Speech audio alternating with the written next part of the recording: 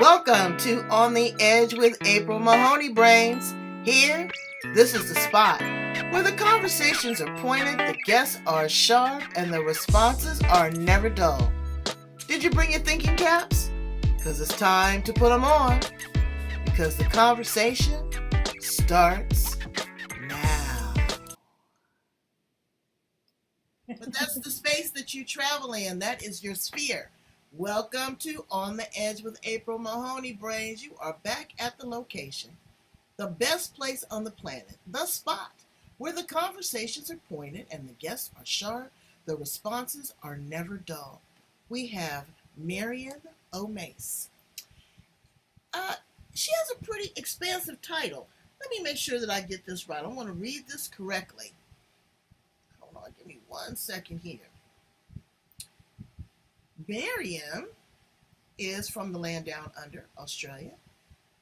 She is a spiritual freedom, quantum consciousness facilitator, human potential activator, a truth seeker. Those are pretty expansive. That's a lot of heavy lifting. But she's going to break it down in bite-sized pieces so that we are able to ingest it, digest it, and redirect it in the right place. Welcome to On the Edge, Mariam. Oh, thank you for having me here, April. I'm really happy to be here with you and all the audience. Brains. Brains, yes, with all the brains. Yes, exactly. Because we want to speak right into their cranium. We want to speak into the place where they edit and filter and process information. And then they project it out upon the world. So tell us how you show up on the world and what you're actually doing in this space.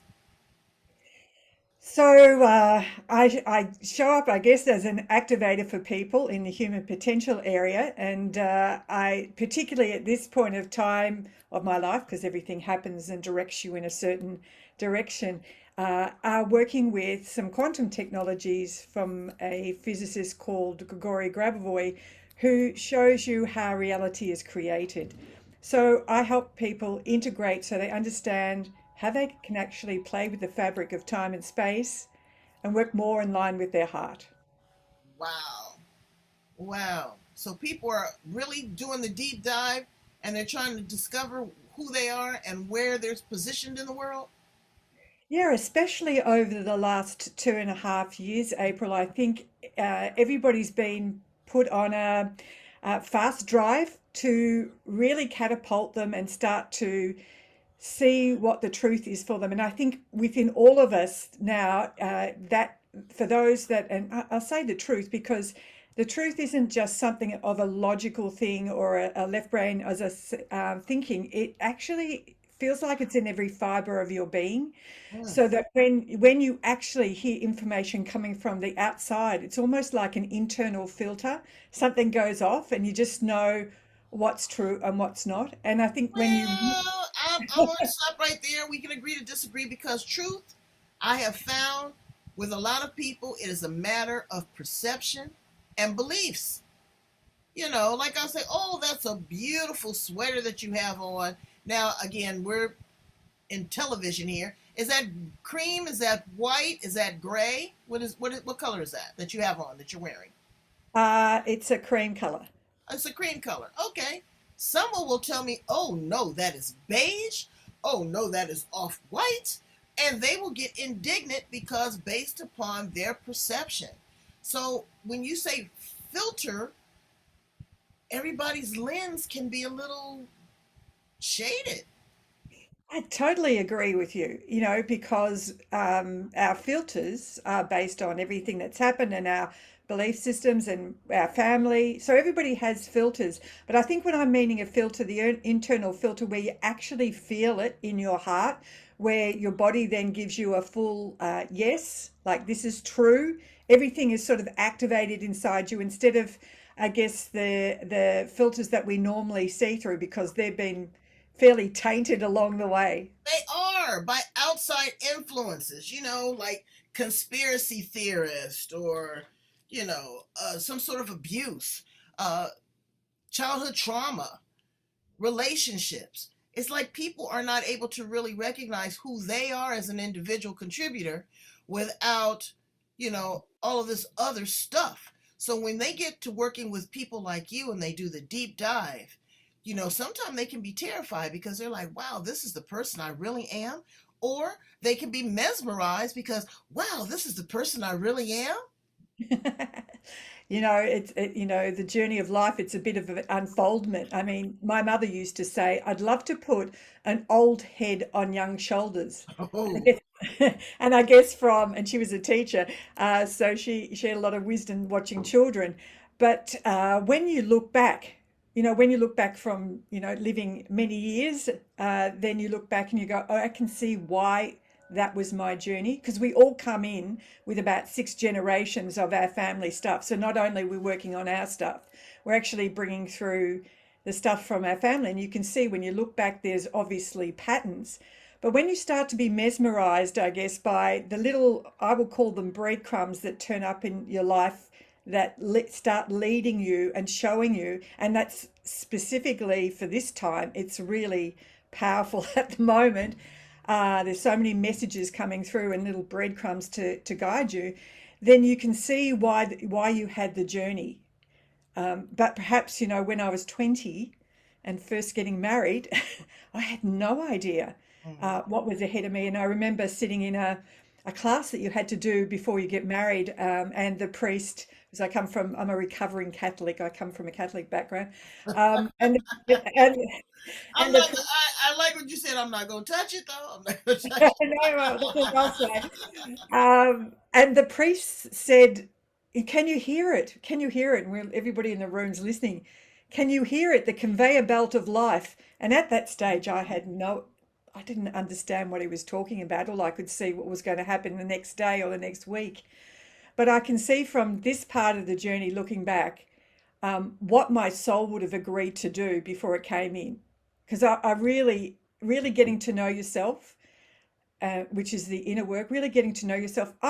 For me, my soul will definitely go on, yeah, throw it all at me, give it to me. I know I can do so much. It's not a problem.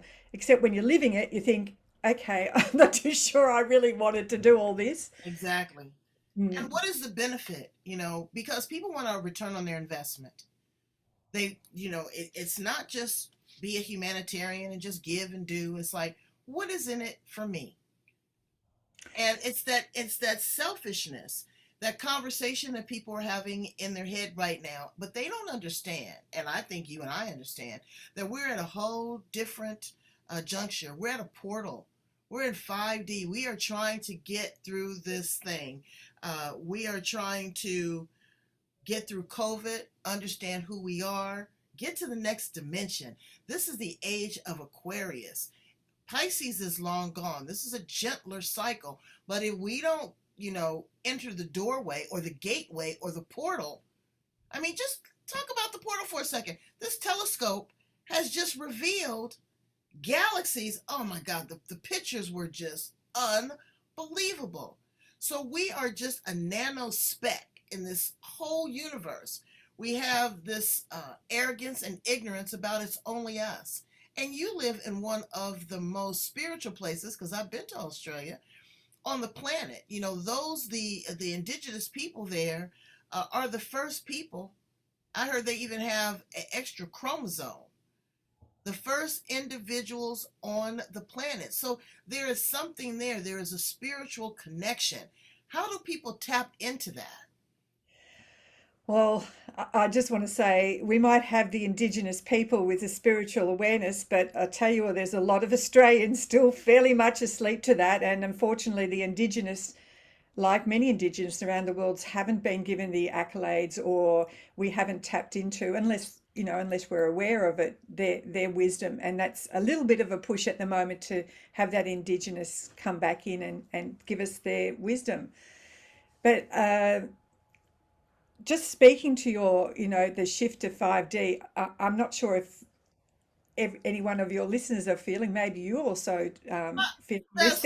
That's what we do here on the edge. Oh, they are tuned in to get turned up. Yes, ma'am. And so you will have probably realized then that early in July there was a shift of timelines, Mhm. and something has shifted for people where they feel like they're observing the outside world Mm. what's happening there, but they're not part of it.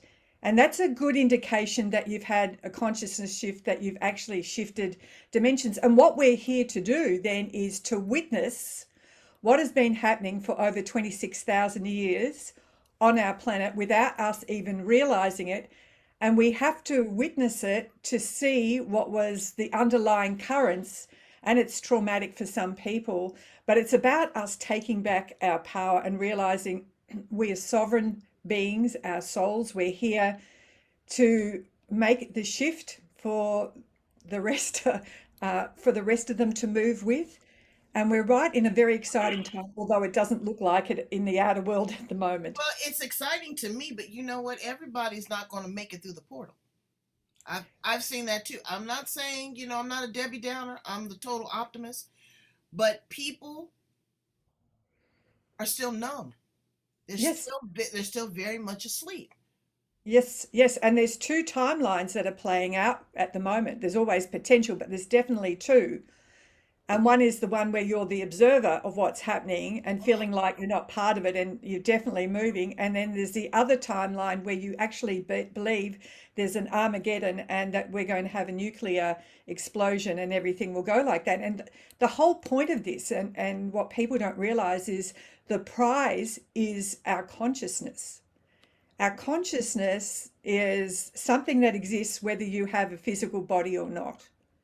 And your consciousness is what helps to create reality. So if you can harness everybody's consciousness to believe in a certain direction and the collective believe whatever the current story is, then you, by them holding it in their consciousness, they actually bring it into the physical reality.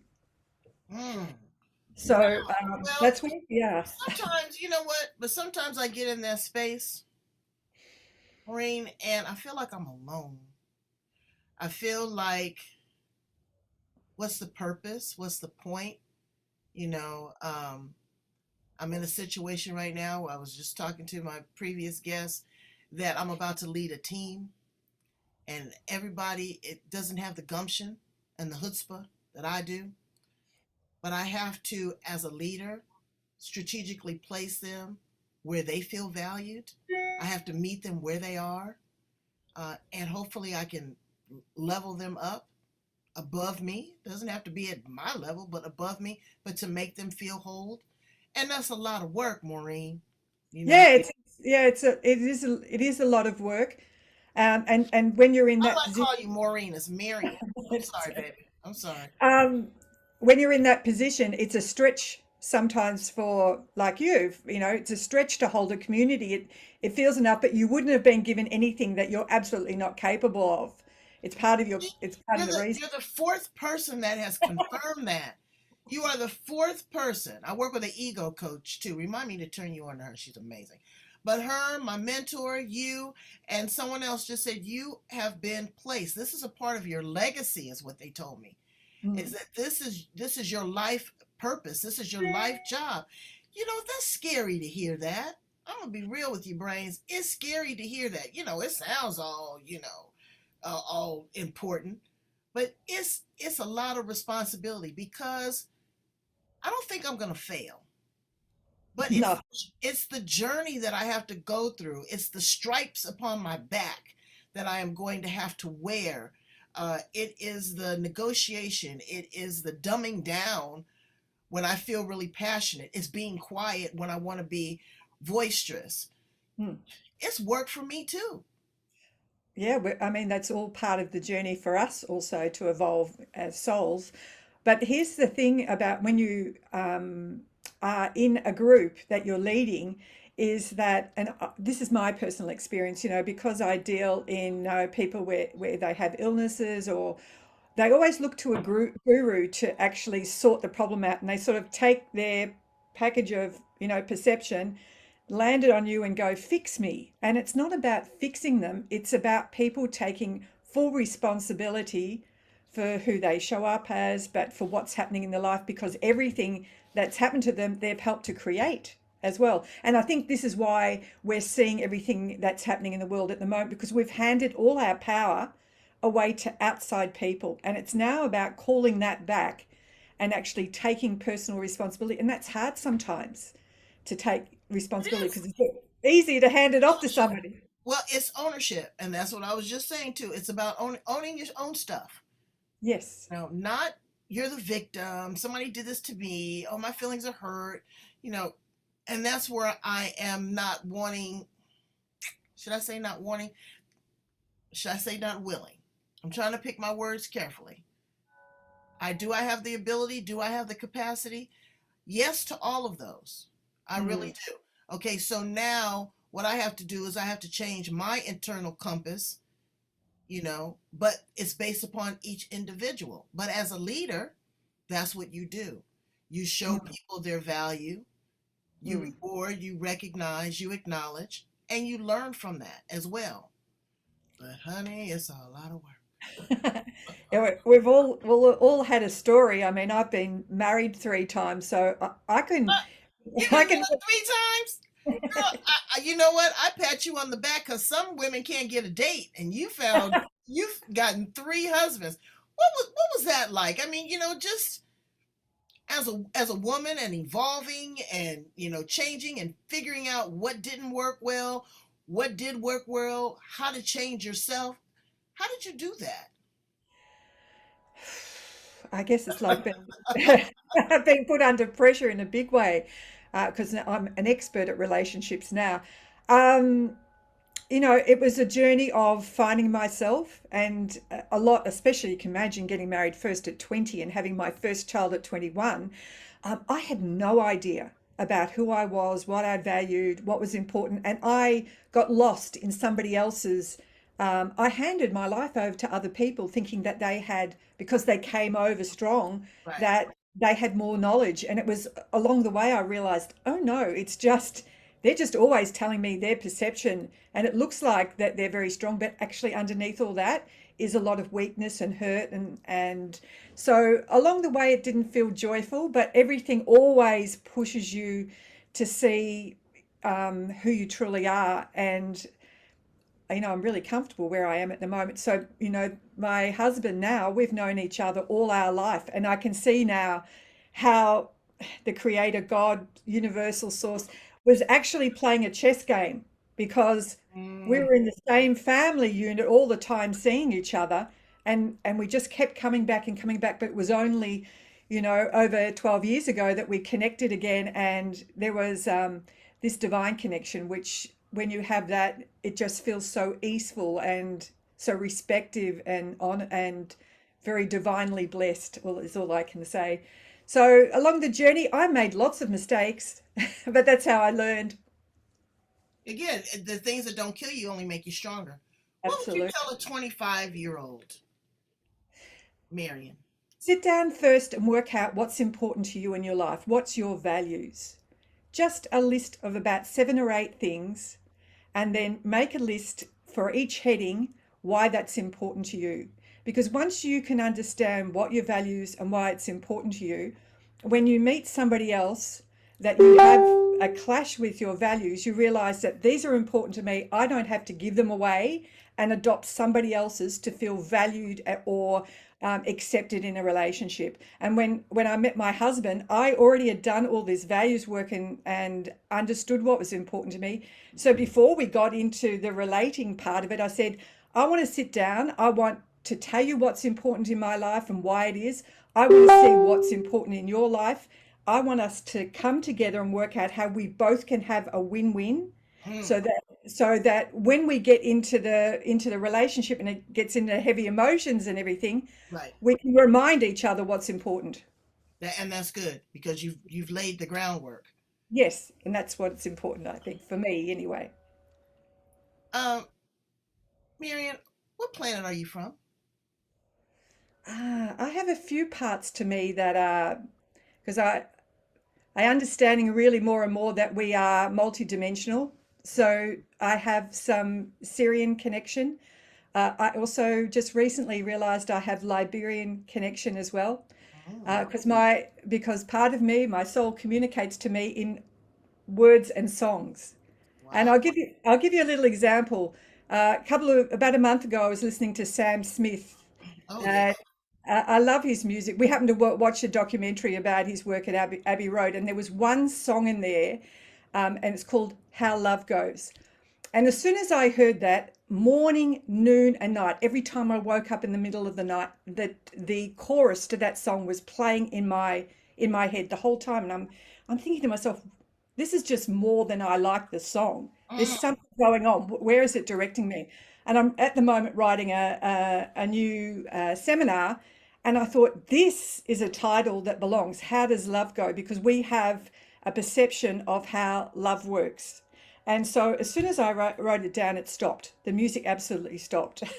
wow. So, you know, as we go back about perception, how I interrupt the story with people, because we all have a story, is I just say a few things. So, how's this situation a positive plus or a benefit to you? Who are you having to become because of this? And this seems to pattern interrupt people's stories, because when you have to actually stop and think, actually, I can see there's a negative in the situation because that's my story, but there's actually a positive to this. It's actually driving me somewhere. You start to realize how God creator source works. It gives you a full quantum, both the positive and the negative, and it's about your ability to see. Take off the blinkers and see, okay, I expect you as my mother or partner or whatever to give me this, but I'm not getting it from you. Where am I getting it? Because it will be in your life somewhere. As soon as you can start to open up and go, okay, where am I getting what I'm looking for? How's it making me feel? And when you open it up and see, I am getting it, say, through my friends or through, leading a community. And then you go, okay, I'm getting everything I need. It's just my perception said it had to come from a person.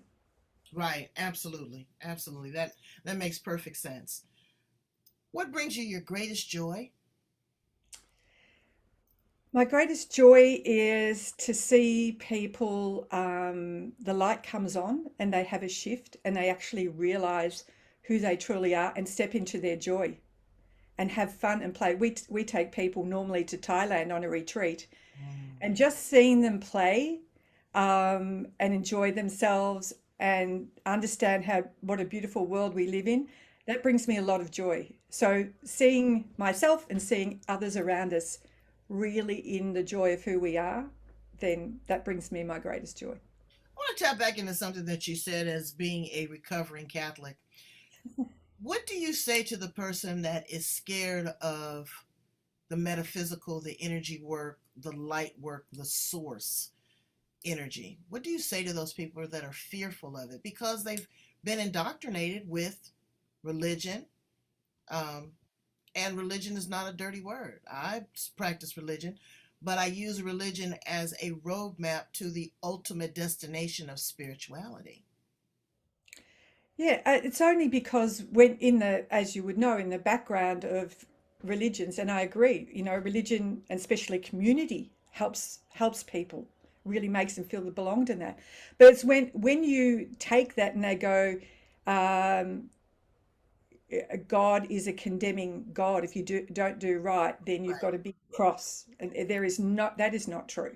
right, Or if you don't behave, you've been born into original sin. So you're already a sinner. Now, that's not true.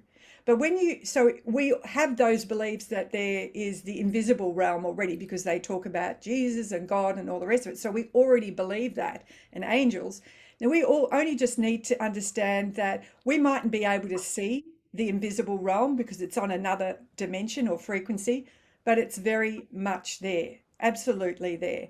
And we had an experience recently where we had a student who came in, referred to us, beautiful 37-year-old woman, and just everything said that she had, sorry, breast cancer. Everything said that she was going to get over this, but her journey wasn't that, and she passed recently. And what's happened is, ever since she passed, she's been communicating through her partner. She's been Brian, my husband's clairvoyant, so he's been seeing her. And I recently we've had 4 people confirm that she's actually coming back, not as a baby, as an adult. So I mean that's another big subject. But when you start to realize and get that direction from the invisible realm that you can't see and realize that you have guides that are there to help you, that God, creator, source is there to direct you. You only need to ask for that. Once you start practicing, like learning to become a Catholic or learning a new skill at school, you just got to practice the steps and then be discerning. Right. And I think that along the way, you get to understand is you don't want to invite everybody in. You, as Right. a And spiritual you have being. to be, you know what? And I tell people that all the time. You know, they want to open themselves up with meditation or ayahuasca or whatever. Uh, you got to be careful with that because there are other sources out there that may not be so friendly. And they're looking for a portal, they're looking for a home. So, discernment, the influence, make your own decision even with religion. Read that text for yourself. Develop a personal, because with Source, that's one on one. Trust me. When Yep. Source talks, teaches, shows, blesses, I don't believe punish, but there's consequences. You know, when all those things happen, I praise through my circumstance because it is a learning opportunity. Everything's not going to always go your way. Mm. So what do you say to that person that's super high charge, that that's on top of the world, that they don't have a care in the world, they don't have a fear? How do you keep them grounded? Because that arrogance, that's like a helium balloon. uh, you know what the how things work is when you've got yourself on a pedestal and very high up, what happens usually is you've taken off your pedestal and actually fall back into sometimes not good circumstances, just to show you've got to keep yourself pretty balanced. And I was talking last night to a gorgeous businessman that my husband is involved with in the UK, and he's really driven. He's so supercharged at the moment. And I said, yeah, I've been like you in the past. And what happens is if you don't stop and spend the time to balance things Mm. out, then the universe sends along a little equalizer. Like I got shingles at one stage because I was trying to juggle about five different things, Right. and you couldn't do anything in that Right. stage. So I learned to keep the balance. Okay.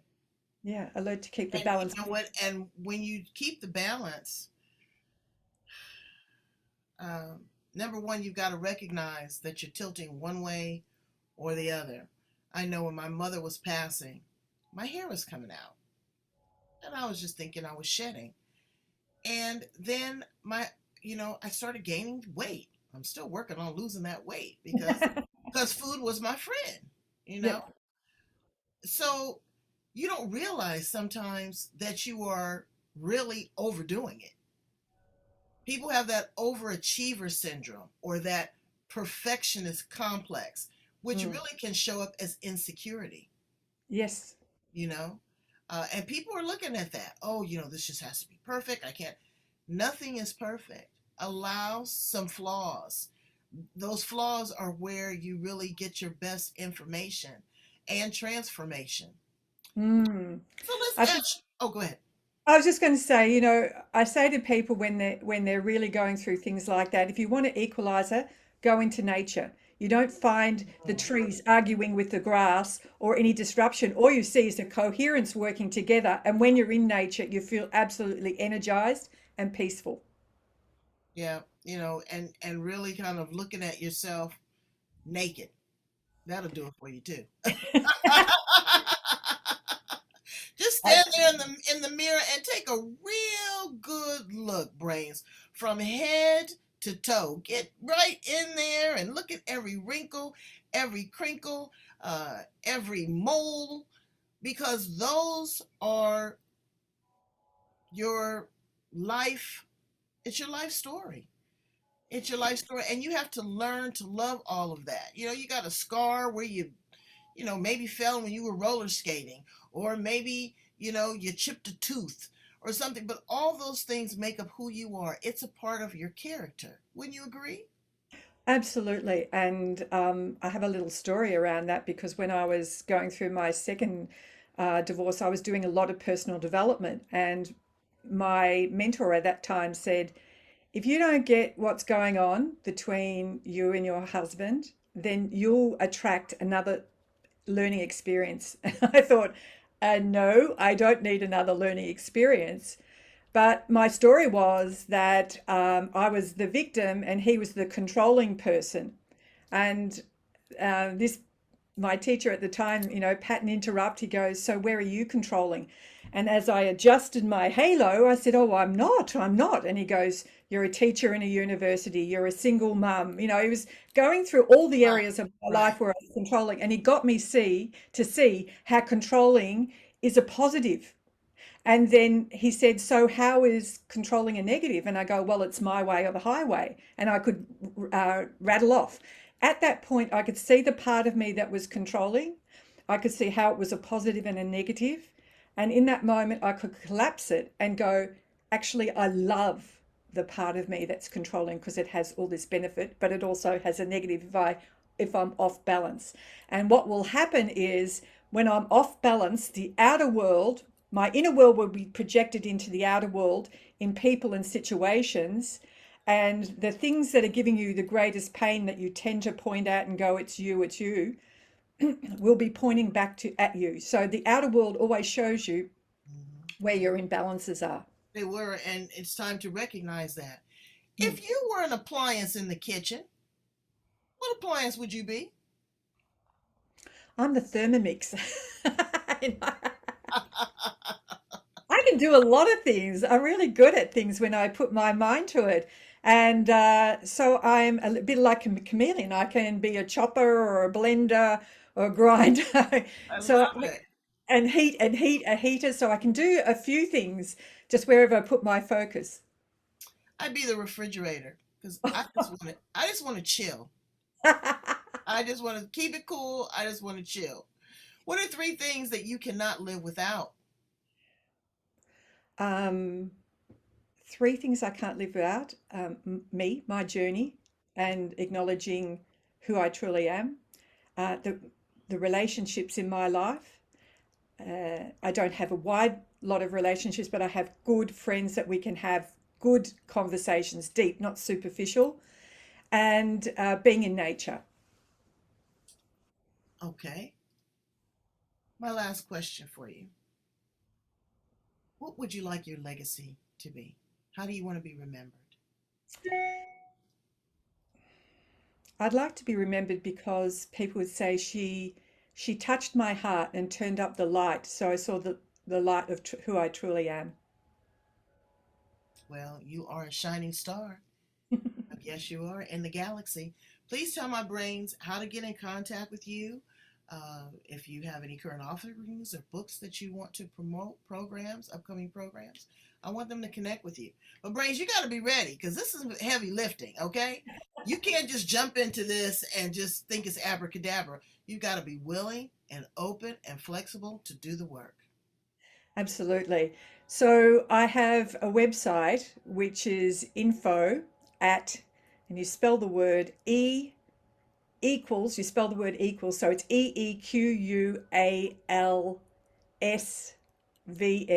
equals vs.com. It's a formula for the energy of life. I'm currently in a website upgrade, but you'll see something there. And we have some programs that are coming up on the website. And so every fortnight I do an online webinar, and I put that up on social media, and people can just drop in and start to see how we play, how we make reality and our lives, and try to make an understanding and see how we can change it. So there's quite a lot you'll find on the website. Should be up in the next couple of weeks, but you'll find the current website there. Well, brains, go in and discover and uncover something new. If nothing else, just to, your curiosity. Yes. Curiosity did not kill the cat. I don't believe that at all. I do not believe that at all. So thank you so much. I'm sorry, you were going to say something? Oh, I was just going to say, enjoy the journey. We have so many different things around us. For instance, number codes are the light language that our consciousness understands. And when you can play with things like that, the building blocks of our universe, and fully engage, then life feels more joyful. And that's what our soul wants to feel. It wants to feel joy, not pain or I've been suffering. hearing a lot about this life language and the Iki. I think it's a Japanese philosophy. I don't know exactly what it is, but we're going to explore it here on the edge, just like we've done this. Thank you so much. I Thank you feel so like much. I've learned so much from you, and it's so valuable. Brains, please go in and like, love, share, and subscribe. Like, love, share, and subscribe. That's how we keep bringing these smart, heady people all over the world to you here on the edge. Thank you so much, Marion. You are the business. Thank you very much again, April.